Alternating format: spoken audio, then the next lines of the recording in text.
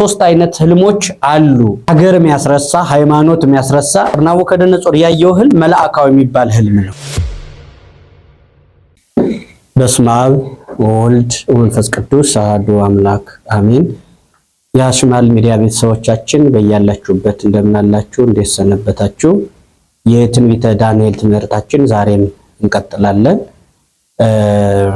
ዛሬ መነሻ አድርገን የምንነጋገረው የመጽሐፍ ቅዱስ ክፍል ያው የትንቢተ ዳንኤል ማብራሪያ ቢሆንም ምዕራፍ 2 ከቁጥር 1 ጀምረን ትንቢተ ዳንኤል ምዕራፍ 2 ቁጥር 1ን መነሻ አድርገን እንነጋገራለን።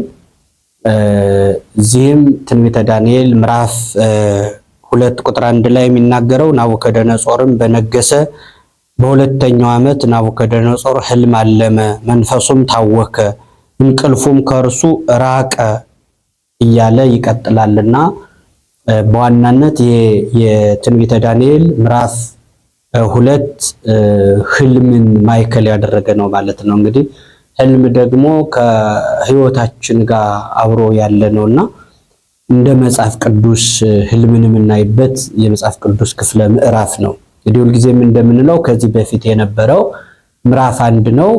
ምዕራፍ 1ን ከዚህ በፊት በነበረን ቆይታ ባጭሩም ተመልክተናል። ትንቢተ ዳንኤል ምዕራፍ 1 የሚያወራ ወይንም የሚናገረው ስለምን ነው ያለን እንደሆነ ትንቢተ ዳንኤል ምዕራፍ 1 እነ ዳንኤል እና ህዝቡ ወደ ባቢሎን ስለመውረዳቸው ይናገራል። ባቢሎን ላይ ወርደው ደግሞ በባቢሎን የደረሰባቸውን ባለፈው በከፊል ዳሰነዋል። ስማቸው እንዴት እንደተለወጠ፣ በትምህርት ቤቱ የሚማሯቸው የትምህርት አይነቶች ወደ 3 የሚደርሱ የትምህርት አይነቶች ለ3 ዓመት በኮሌጁ እንዴት እንደሚቆዩ ተመልክተናል። ከዛ በኋላ በትንቢተ ዳንኤል እንደተመለከትነው ከ3 ዓመት ቆይታ በኋላ በዛ ትምህርት ቤት ላይ ሲቆዩ እንግዲህ ምናልባትም ካላነሳናቸው ጨምሮ ወደዚህ ወደ ዋናው ርዕሳችን ለመምጣት ያው የቀደመውን ትንሽ እንደመግቢያ መናገር ተገቢ ስለሆነ ነው። ተማርከው ደጋግ ሰዎች አሁን ዳንኤል ደጋግ ሰዎች ናቸው፣ መልካም የሆኑ ሰዎች ናቸው፣ ለእግዚአብሔር ቅርብ የሆኑ ሰዎች ናቸው። ታዲያ ለምንድን ነው ለእግዚአብሔር ቅርብ የሆኑ ሰዎች ወደ ከክፉ ሰዎች ጋር ተማርከው አብረው የሚሰደዱ? አሁን ኤርሚያስ ለእግዚአብሔር ቅርብ የሆነ መልካም ነብይ ነው።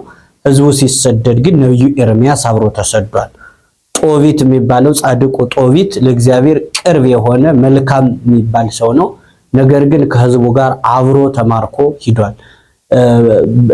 ሕዝቅኤልንም ዳንኤልንም ጭምር ደጋግ ሰዎች ከእንደነዚህ አይነት ሐሳቦች ምን ይነሳል? ደጋግ ሰዎች ለምንድን ነው ከክፉ ሰዎች ጋር አብረው የሚማረኩ? አሁን በተለይ አሁን ይሄ ባቢሎን ላይ አሁን ስለ ምዕራፍ 1 ስንመለከት ንጉሱም ካህናቱም ህዝቡም በእግዚአብሔር ላይ አምጾ በኃጢአት ምክንያት እግዚአብሔርን ማይፈራ ማያከብር ጣዖት አምላኪ አንድ የባቢሎን ንጉስ መጥቶ ህዝቡን ጠርጎ እንዲወስደው እግዚአብሔር ለምን ፈቀደ ካልን አሁን የዚህ ንጉስ ጉልበት ከእግዚአብሔር ኃይል በላይ ሆኖ አይደለም። የንጉሱ ጉልበት ከእግዚአብሔር ኃይል በላይ ሆኖ ሳይሆን የእግዚአብሔር ከእስራኤል መለየት የረድኤት አጥሩን ማንሳቱ ነው በጣም ትልቁ ዋና ሆኖ የሚነገረው ነገርና ናቡከደነጾር የሚባል ንጉስ መጥቶ ህዝቡን ከሀገሩ ነቅሎ እንዲሄድ አድርገዋልና በዚህ ምክንያት ደጋግ ሰዎችም አብረው ይማረካሉ። ለምን ለሚለው መልስ ባጭሩ ደጋግ ሰዎች ከክፉ ሰዎች ጋር ለምን ይማረካሉ ካልን አንደኛ ያን በኃጢአት ምክንያት ወደ ሰው ሀገር ተማርኮ የሄደው ህዝብ ለትምህርት ነው እንጂ የሄደ ንስሐ እንዲገባ ምክንያት ለመንሳት እንጂ የሄደ ጨርሶ እንዲጠፋ ስላልሆነ በዛው ሄዶ አስተማሪ አጥቶ ጨርሶ ደግሞ እንደጨው ሟሙቶ እንዳይጠፋ አስተማሪ ሊሆኑ መስፍን ሆነው ሊገዙት አብረው ይማረካሉ። አንደኛው ምክንያት ነው። ህዝቡን ሊያስተምሩ መስፍን ሆነው ሊገዙ ማለት ነው አንዱ ምክንያት። ሁለተኛው መከራ ከበዛ ዘንድ በዛ ተሰደው ሲሄዱ ያለ በደላቸው ያለ ኃጢአታቸው መከራ ሲበዛባቸው ጸጋ እግዚአብሔር ደግሞ የበለጠ ይበዛል። ጸጋ እግዚአብሔር አብሮ ስለሚሰጣቸው መከራው ሲበዛ በመከራ ጸጋ እግዚአብሔር አብሮ ስለሚገኝ እና ስለመሳሰሉት ነገሮች ነው ሰው ደጋግ ሰዎችም አብረው የሚማረኩት ማለት ነው። እና እነ ዳንኤል ተማርከው አብረው ከሄዱ በኋላ የትምህርት ዕድል መስፈርት ወደ 6 የሚደርሱ መስፈርቶች አሉ። የመሳፍንት የነገስታት ዘር የሆኑ በንጉሥ ፊት መቆም የሚችሉ ፈጣን የሆኑ በጣም ለእውቀት ቅርብ ለጥበብ ቅርብ የሆኑ ሰዎችን ተመርጠው በዛ መካከል የትምህርት ቤት ዕድል የ3 ዓመት የኮሌጁ ቆይታ ባለፈው አንስተናቸዋል። የኮከብ ቆጠራ ሂሳብ ህልም የመፍታት እያልን ያነሳናቸው ነገሮች ናቸውና አስማት ብለን የጠራናቸው እነዚህ ትምህርቶች እንዲማሩ ዕድል ተሰጥቷቸዋል። ታዲያ በትምህርት ቤቱ ሲገቡ የደረሰባቸውን ስማቸው ተለውጧል ብለናል። በዛ እያሉ እነ ዳንኤል ምግብ ቀርቦላቸው አልበላም ያሉበትንም እንመለከተዋለን እግረ መንገዱ ማለት ነው። ዳንኤል ጥሬ በመብላት ነው 3 ዓመት ምን ቆየው ነው ያለ። እንግዲህ ልብ ብሎ መስማት ይገባል። ወጣቶች ናቸው ያሉት በሰው ሀገር ነው። ባለፈውም እንዳነሳ ነው ዳንኤል በ12 ዓመቱ ነው ወደ ባቢሎን የተሰደደና አንድ የ12 ዓመት ብላቴና የትምህርት ዕድል የኮሌጅ ዕድል ሲሰጠው በዛ ትምህርት ቤት ትምህርቱን እንማር፣ ነገር ግን በዚህ ትምህርት ቤት ስንቆይ መርጠን ነው ምንበላ ጥራጥሬ እየበላን ባቄላ እየቆረጠምን ደረቅ ባቄላ 3 ዓመት እንማራለን። አንድ ቀን 3 ቀን አይደለም 3 ዓመት ጥሬ እየበላን እንማራለን ነው ያለው። እና ለምንድን ነው ዳንኤል ይሄን ያለው ሲባል አንደኛ የሚቀርብላችሁ የኮሌጁ ምግብ በሙሴ መጽሐፍ የተፈቀደ ምግብ ስላልሆነ ነው። አንደኛው በሙሴ መጽሐፍ የተፈቀደ ምግብ አይደለም። ለጣዖቱም ለምኑም የሚቀርብ ስመ እግዚአብሔር ያልተጠራበት ምግብ አይዛብ ስለሆነ ያጸይፋል። ጥሬ የሆነ እንደሆን ግን ጥሬ ነገር ማንም አይጸየፍም እና ደረቅ ስለሆነ ማለት ነው። ንክኪ ብዙም ስለሌለው ደረቅ የሆነ ስለሆነ ጥሬ እየበላ እንማራለን። ትምህርቱን እንማር ግን በጾም ነው ምንማራለን። አንደኛው ምክንያት ምግቡ አሁን እንዳልነው በሙሴ መጽሐፍ የተፈቀደ ያልሆነ ምግብ ድብልቅልቅ ምግብ ስለሆነ ነው አንደኛው። ሁለተኛው ግን ከበላን ከጠጣን ከተመቸን ኢየሩሳሌምን እንረሳለን። ስለዚህ አገር የሚያስረሳ ሃይማኖት የሚያስረሳ ጥቂቶች ነን ተመርጠን ወደዚህ ዕድል የመጣ ነውና ያልተመረጠ የሚሰቃየውን ስደተኛውን ህዝብ እንረሳለን። ባህላችን፣ ሃይማኖታችን፣ ህዝባችን፣ ሀገራችን፣ ቀያችን የሚያስረሳ ምግብ አንበላም፣ ጥሬ እየበላን እንማራለን። በምቾት ውስጥ ያለ ሰው አገር የነሱም ዓላማ የቤተ መንግስቱ ውስጥ ሲኖሩ ሁሉን ነገር ረስተው በዛ ምቾት ውስጥ ካሉ ህዝባቸውን ይረሳሉ፣ ሀገራቸውን ይረሳሉ ሚል ስሌት ሂሳብም ስለነበረበት ከዚህ የተነሳ ነው። ነገር ግን እንደው ትከስብኛላችሁ ይንከባከባቸው ዘንድ በምግብ ከስታችሁ በምግብ እጥረት ከስታችሁ ቀጭጫችሁ ብትገኙ ንጉስ ከፍ ብሎ አንገቴን ዝቅ ብሎ ባቴን ይቀጣኛል፣ ስለዚህ ብሉ ሲባሉ የለም ፈትነን ለ10 ቀን ያህል ጥሬ እየበላን ፈትነን ከበሉት ጋር አወዳድረን አሉት። ከ10 ቀን ጥሬ እየሰጠ ፈተናቸው። ከ10 ቀን በኋላ ግን ሲያያቸው መልካቸው አምሮ ስጋቸው ወፍሮ ታየ ይላል። አሁን ይህ እግዚአብሔር ሞገስ ሆናቸው የሚለው ነጥብ ነው እንጂ የምንወስደው መቼም ያልበላ ሰው ከበላ ሰው በውፍረት በስጋ ውፍረት እንደ ስጋ ካየ ነው የሚበልጥ ሆኖ አይደለም። ነገር ግን እግዚአብሔር ሞገስ ሲሆን ደግሞ እንደዚህ ነው ማለት ነውና ከዚህ በኋላ በጥሬ እንዲማሩ ለ3 ዓመት ጥሬ ቆርጥመው እንዲማሩ ለምን በመከራ የተማሩት ትምህርት ለቁም ነገር ስለሚያበቃ ነው። በመከራ የተማሩት ትምህርት ለቁም ነገር ያበቃልና በጥሬ እንማራለን። ችግር ለመፍታት ለትምህርቱ የመጨረሻ ዓላማ ግብ ለሚባለው ነገር የተሳካ ነገር የሚገኘው በመከራ ውስጥ ያለ ሰው ለእግዚአብሔር ቅርብ ስለሆነ እኛ በጾም በጸሎት ብንማር በጾምና በጸሎት ያለ ሰው ለእግዚአብሔር ቅርብ ነው። አይምሮ ብሩህ ይሆናል። የሚማረው ትምህርትም በአይምሮ እንጂ ይሄ በስልጥሬውን እየበሉ ምን እያሉ እንዲሁ ደግሞ እንደ ስጋ ይሄን አድርጎ እንደ መንፈስ ደግሞ በጾም በጸሎት ያልታሸ ሰውነት መጨረሻው ወደ እንስሳነት የወረደ ነው የሚሆነውና ከዚህ የተነሳ በጾም በጸሎት በመከራ በመማራቸው መጨረሻቸው አምሯል። ትምህርቱን ተምረው ሲጨርሱ እንግዲህ አሁን ያየነው የትንቢተ ዳንኤል ምዕራፍ 2ን ስንመለከተው ቁጥር 1 ጀምረን ስንመለከተው ያን የኮሌጁን የ3 ዓመት ቆይታ ጨርሰው ሲወጡ አንድ ነገር ጠበቃቸውና ይሄ ከምዕራፍ 1 ላይ ያለው የሚለው በትምህርት ቤቱ ቆይታ በጾም በጸሎት ነው የቆዩት። በእውቀት ግን እየበሉ እየጠጡ ብርዝ እየተጎነጩ ጮማ እየቆረጡ ከተማሩት ይልቅ በጾምና በጸሎት የተማሩት ትምህርት ይበልጥ ነበር። የተማሩት በእውቀት 10 እጥፍ በለጡ ነው የሚለው 10 እጥፍ 3 ዓመት ጥሬ እየበሉ በጾም በጸሎት ሰው ሀገር ላይ ሆኖ እንግዲህ እኮ ላለመጾም ምክንያት ይሆን ነበር። የሰው ሀገር ነው እንዴት ሆነን እንጾማለን ስንፈልግ ምግብ አናገኝ ሚላ መክኒዮ ማንሳት ይቻላል። ይሄን አመክኒዮ ጥቅም ስለሌለው እነሱ ግን አልተጠቀሙትም። ግን 10 እጥፍ ተሽለው ተገኙ። ትምህርታቸውን ጨርሰው ሲወጡ ግን ምንድነው የገጠማቸው ካልን ትምህርታቸውን ጨርሰው እንደወጡ የገጠማቸው ናቡከደነጾር የሚባለው ንጉሱ የባቢሎን ንጉስ ገናና ንጉስ ነው። ናቡ ማለት ትርጉሙ የሀገራችን ድንበር ጠባቂ የሚል ትርጉም አለው።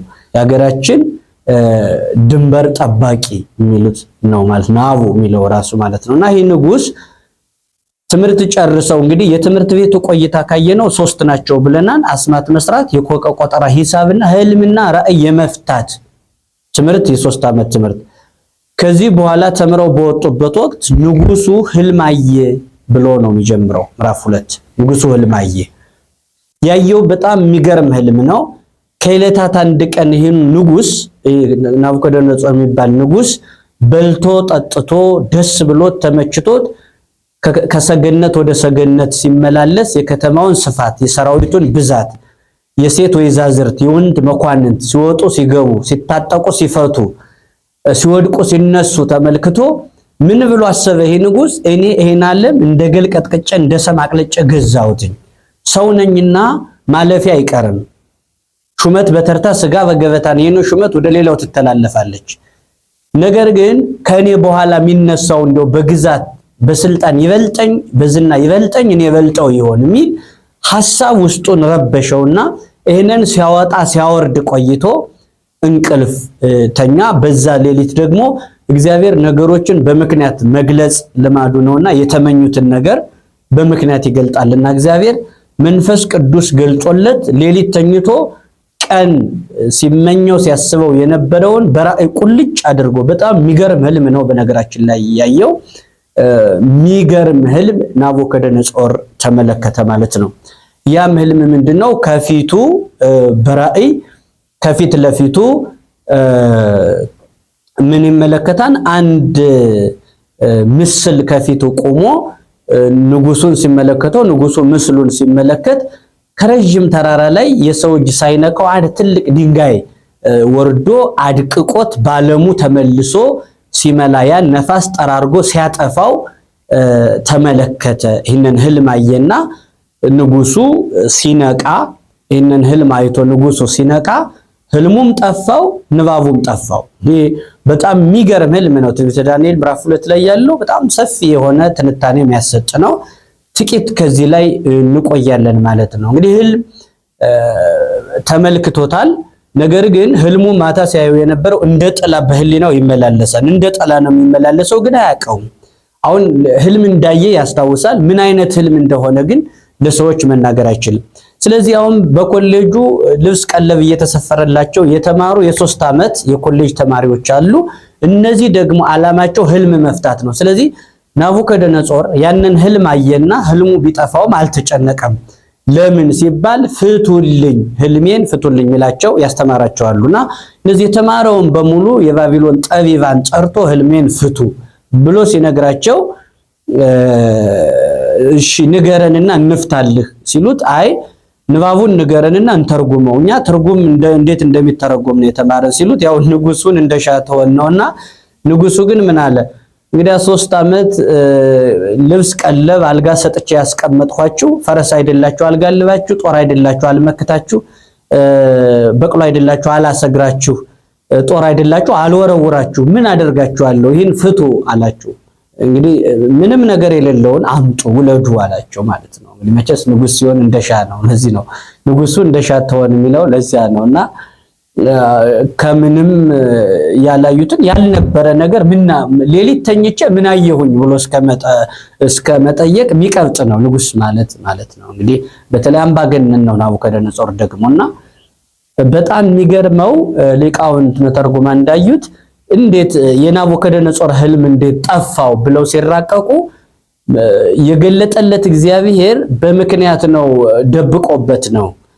ለምን የዳንኤል ክብር እንዲገለጥ በጾም በጸሎት የቆየው የዳንኤልን ክብር ሊገልጠው ሲፈልግ የንጉሱን ህልም ነጠቀው።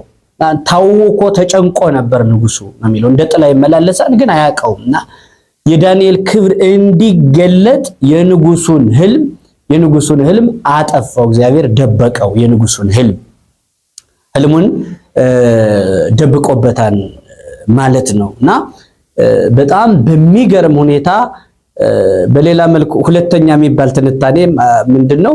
ንጉሱ ናቡከደነጾር የጧት እንቅልፍ ነበረበት እና ያ የጧት እንቅልፍ ይወድ ስለነበረ ጧት ላይ ሲተኛ ህልሙ ጠፋው። መቼስ አንዳንዴ እንቅልፎቻችን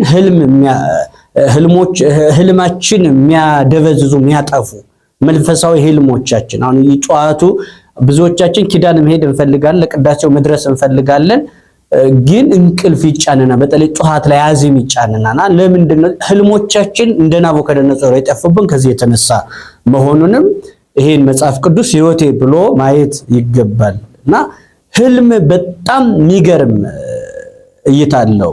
የሚገርም የናቡከደነጾር በጣም የሚገርመው ከዚህ ላይ ህልሙን በእንቅልፍ ተኝቶ ካጠፋ በኋላ ውለዱት አምጡት ማለቱ በጣም እጅግ የሚገርም ነውና አንድ የሚተረክ ታሪክ አለ። በአንድ ከተማ በአንዲት ሀገር የሚኖር አንድ ገናና እንደ ናቡከደነጾር ያለ አንድ ገናና ንጉስ በአንዲት ከተማ እየኖረ በህልሙ ውሻ ሲነክሰው ያድራልና ውሻ ሲነክሰው ሲያሳድደው ሲያባረረው ያድርና በጧቱ ተነስቶ ሰራዊቱን ሰብስቦ ተልእኮ ይሰጣል። ምን ይላል? በዚች ከተማ ውስጥ አንድ ውሻ እንዳይተርፍ ግደሉ እያሳደዳችሁ ይላል። አሁን ይሄ መፍትሄ አሰጣጦ ነው እንደሚለው። መቼስ በከተማው ያለው ውሻ አይደለም በሀገሪቱ ያሉ ውሾች በጦር ቢገደሉ ቢሞቱ መቼስ በህልሙ የሚታይ ውሻ መቼም አይጠፋም። ይሄንን ግን ባለማስታወስ ንጉሱን እንደሻተው እንዳልነው እንደ ናቡከደነጾር ገናና ነውና በከተማይቱ አንድ ውሻ እንዳይተርፍ ብሎ እስከመናገር የደረሰ ንጉስ እንደነበር ይነገራል። እንግዲህ አንድ ስለ ህልም ነውና እያወራን ያለነው ጠርጡለስ የሚባል የሰሜን አፍሪካ ሊቅ ነው። ስለ ህልም ሲናገር ሶስት አይነት ህልሞች አሉ ይላል። ሶስት አይነት ህልሞች አሉ ይላል። አንዱ ከሶስት አይነት ህልሞች አንዱ እግዚአብሔራዊ ህልም ወይንም መላካዊ ህልም ነው ይላል። አንዱ መላካዊ ህልም፣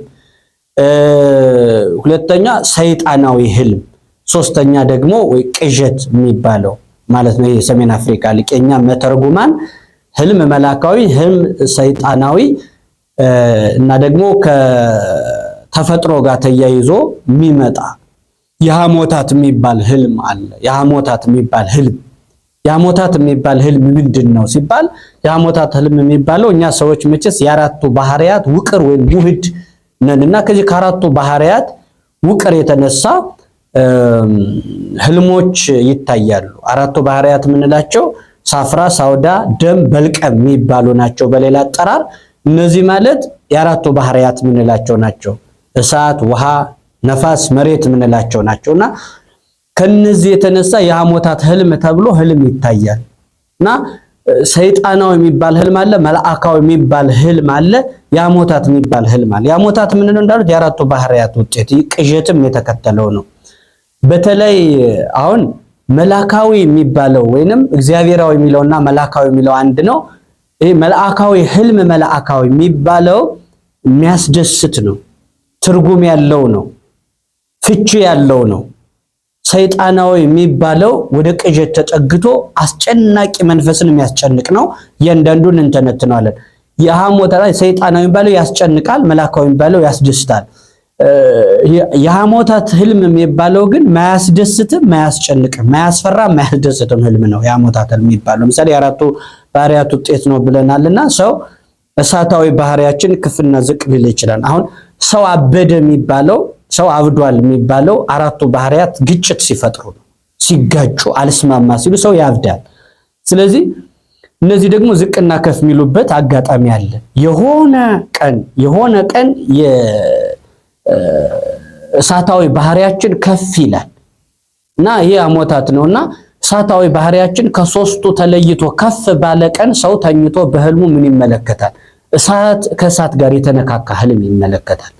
እሳት የሆነ ቤት ሲያቃጥል፣ እሳት የሆነ ክምር ሲያቃጥል፣ እሳት የሆነ ልብስ ሲያቃጥል፣ ሰው ከሳት ሲገባ በሳት የሆነ ነገር ሲሆን ጧፍ ሲበራ የሆነ ነገር ሲነድ ብቻ ከሳት ጋር ተያይዞ ከሳት ጋር የተያያዘ ነገር ይመለከታል። ከሳት ጋር ቀይ የሆነ ነገር ይመለከታል። ቀይ ሴት ሊሆን ቀይ ወንድ ሊሆን ይችላል። ቀይ የሆነ ነገር ጽጌረዳ የመስለ በቃ ቀይ ደም ሊሆን ይችላል። ይሄ ቀይ ስለሆነ ይሄ ስለዚህ ከሳት ጋር ሲያያዝ እሱን የተመለከተ ህልም ያህል ይሄ የሚያስጨንቅም የሚያስደንቅም ህልም አይደለም። የሚያስጨንቅም የሚያስደንቅም አይነት ህልም አይደለም። አያስፈራም፣ ደስታም አይሰጥም፣ ምንም አይደለም። ለምን? ከአራቱ ባህሪያት አንዱ ከፍ ስላለ ብቻ የመጣ ህልም ነው። አንዱ ከፍ ስላለ ብቻ እሳታዊ ባህሪያችን ከፍ ስላለ ብቻ ከእሳት ጋር የተነካካ ህልም እንደምናይ እንመለከታለን። መተርጉማን አባቶቻችን እንዳስቀመጡት ማለት ነው። አንዱ እሱ ነው። ሁለተኛው ነፋሳዊ ባህሪያችን ደግሞ ከፍ ያለ እንደሆነ ከነፋስ ጋር የተያያዘ ህልም ብቻ እናያለን። ከነፋስ ጋር ነፋስ የሆነ አቧራ ሲያጨስ፣ የጨረቃ አቧራ በጣም ከባድ የሆነ አቧራ ሲያስነሳ፣ ነፋስ የሆነ ነገር ሲንደው፣ የሆነ ህንፃን ሲታገል፣ የሆነ ክምር ሲያፈርስ ብቻ ከነፋስ ጋር ተያይዞ አንዳንድ ጊዜማ ሰዎች እኮ ምን ይላሉ? በክንፌ ስበር አደርኩ ሁሉ እስከ ማለት ይደርሳሉ። አሁን በክንፋቸው በረው አይደለም ተስተካክሎ ማይሮጠው ሁሉ በክንፉ ሲበር ላድር ይችላል። ይንሳፈፋል። ያ ሁሉ የሚያሳየው ምንድነው? ይሄ ሲንሳፈፍ አየር ላይ እንደሚለው ነፋሳዊ ባህሪው ከፍ ስላለ እንጂ የትም አይሄድም። የትም ይሆን ነገር የሌለው ነው።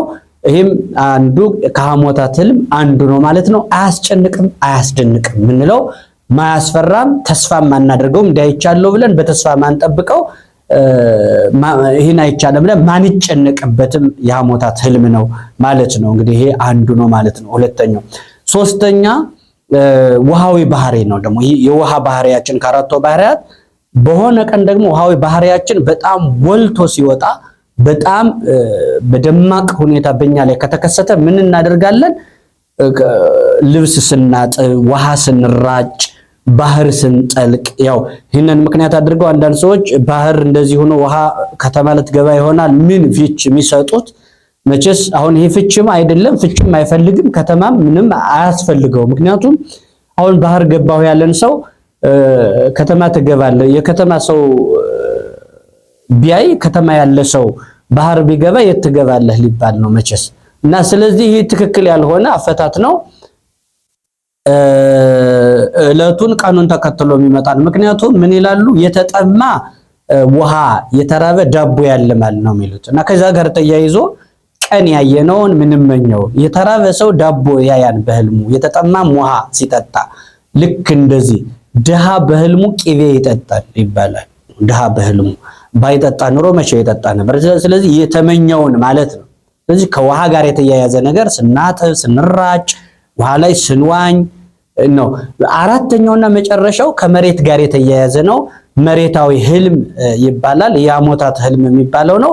እሱ ደግሞ የሐሞታት ህልም የሚባለው ከምን ጋር የሚያያዝ ነው?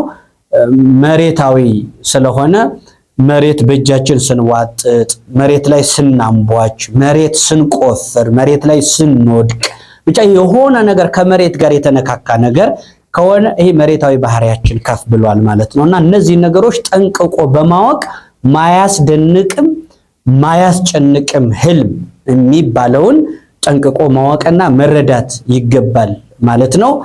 ያው እንግዲህ እነዚህ ሰይጣናዊና መላእካዊ የሚባሉት በጣም ሰፊ ዝርዝር ጉዳይ የሚጠብቁ ከመሆናቸው የተነሳ በክፍል 2 እንመለከታቸዋለን። በቀጣዩ ማለት ነው በክፍል 3 እንመለከታቸዋለን። ስለዚህ ይሄ በአንድ ቀን የሚያልቅ ባለመሆኑ በጣም ህልሞች ከእግዚአብሔር ምን ሰጣቸው መሆናቸውን በተለይ ህልም መላእካዊ የሚባለው የመላእካዊው ህልም አሁን ዳንኤል ናቡከደነጾር ያየው ህልም መላእካዊ የሚባል ህልም ነው እና በጣም ምን መረምረው ነው።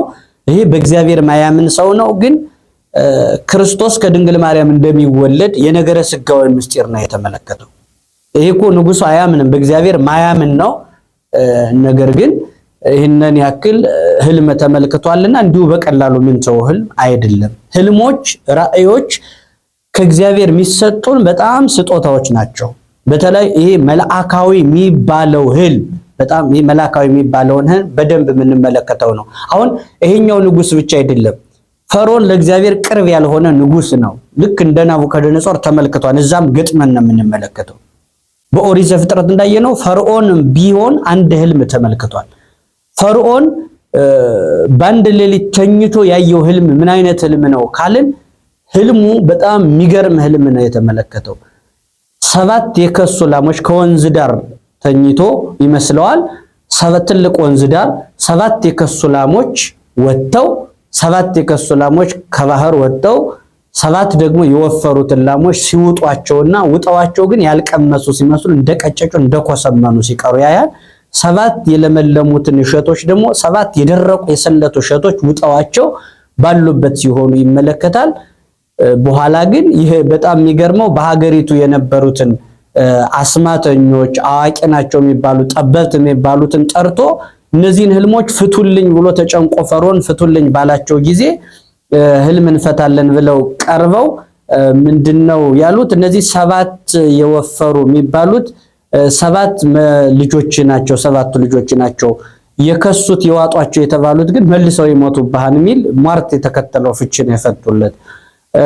7 የወፈሩ ላሞች የተባሉትም 7 አገሮችን ትገዛለህ አሉት። የከሱት ሲላቸው የተዋጡ ሲሏቸው መልሰ ደግሞ ታጣቸዋለህ የሚል በጣም አስጨናቂ የሆነ ፍቺ የሚመስል ግን አስቸጋሪ የሆነ ነገር ነው የሰጡት። በኋላ ግን ዮሴፍ በትክክል መፍታት ሲጀምር እንዴት ነው ዮሴፍ የተረጎመለት? 7 የወፈሩ ላሞች ማለት 7 የጥጋብ ዘመናት ናቸው። 7 የከሱ ላሞች 7 የረሃብ ዘመናት ናቸው። እሸቶችም ተመሳሳይ ነው ህልሙ ብሎ ነው የፈታለትና በተለይ ዳንኤልና ዮሴፍ ህልምን በመፍታት በባዕድ ሀገር በመክበር ደረጃ እግዚአብሔርን ከመግለጥ አንጻር በተለይም እንደወጣት ስናስብ ዳንኤልና ዮሴፍ ትልቁን ድርሻ ይወስዱታል። እያንዳንዱን ህልሞች ስጦታዎች ናቸው። እግዚአብሔር በአንድም በሌላም የሚያናግራን ሰዎች ግን አያስተውሉም ብሎ በመጽሐፈ ኢዮብ 33 ቁጥር 14 ጀምሮ እንደተመዘገበው ማስተዋል ይሳነዳል እንጂ እግዚአብሔር በህልም በተለያየ መንገድ ያናግራል። በአንድ ወቅትም በኦሪቱ ተመዝግቦ እንደምናገኘው አቤሜሌክ የሚባል አንድ ንጉስ የአብርሃምን ሚስት ሳራን በወሰዳት ጊዜ በሌሊት ህልም አናግሮ ሳራን እንዲመልሳት አድርጎታል። እና ከእግዚአብሔር ጋር ሲነጋገር ባለማወቅ ይሄን አደረኩኝ ብሎ ሲናገር ባለማወቅ ስላደረክ ብሎ ነው እግዚአብሔር የመለሰን ሳይቀጣ ነገር ግን ሞት የሚገባው ሆኖ እያለ ነገር ግን አስተምሮ የተሆነው በህልም በጣም ብዙ ህልሞችን መላካዊ ህልም፣ ሰይጣናዊ ህልም ለየራሳቸው ከፋፍለን የምናያቸው ናቸው። ጠቅለል ሲሉ ግን እነዚህ 3ቱን ህልሞች ቅድም የጠቀስነው ሊቅም ጠርጡለስ የተባለው ሊቅም ይጠቅሳል። እኛ የመተርጉማንም አባቶቻችን ያስቀምጡታል። እና በአንድ ቀን የሚያልቅ ስላልሆነ እያንዳንዱ ስለ ህልም ዝርዝር ጉዳይ በጣም በሰፊው ስለ ራእይና ስለ ህልም እንመጣበታለን። ለዛሬው ከዚህ ላይ ይቆየን። ተከታታይ ትምህርት ስለሆነ የግድ ረጅም ሰዓት መቆየት የማይጠበቅብንም በቀጣዩ ቪዲዮአችን እንመጣበታለን። ነገር ግን ይህንን ትምህርት ሙሉ ለማድረግ ወደ ኋላ የተለቀቁ 2 ቪዲዮዎች አሉ። መጽሐፍ ቅዱስ እንዴት ይጠናን የመጽሐፍ ቅዱስ ባህል ይሄ ትንቢተ ዳንኤል ማብራሪያው ጋር 2 ቪዲዮዎች ወደ ኋላ ተመልሳችሁ ማየት እንድትችሉ እመክራለሁኝ። ቀጥሎ የትንቢተ ዳንኤል ሐሳብ ብሩህ እንዲሆን እንዲህ እያልን እንቀጥላለን። ነገር ግን ሰብስክራይብ በማድረግ ማዳረሳችሁ እንዳትረሱ ስትከታተሉ የሚለውን እያሳሰብኩኝ የዛሬው ትምህርታችን ከዚህ ላይ ይቆየን። እግዚአብሔር ይስጥልኝ።